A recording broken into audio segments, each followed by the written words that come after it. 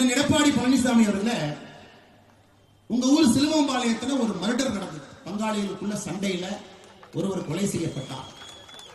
கொலை செய்யப்பட்ட பிறகு அதே சிலுவம்பாளையத்தில் ஒருத்தர் கைது செய்யப்பட்டார். அதன் பிறகு சிறைக்கு போனார். அதன் பிறகு கைது செய்யப்படாத ஒருத்தர் மேற்கு தொடர்ச்சி மலையில் ஒளிந்திருந்தார்.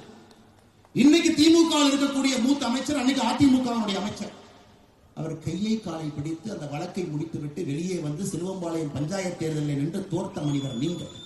ஆனால் தயவு செய்து எனக்கு நேர்மையை பற்றி, நாணயத்தை பற்றி எனக்கு நீங்கள் பாடம் எடுக்க வேண்டாம்.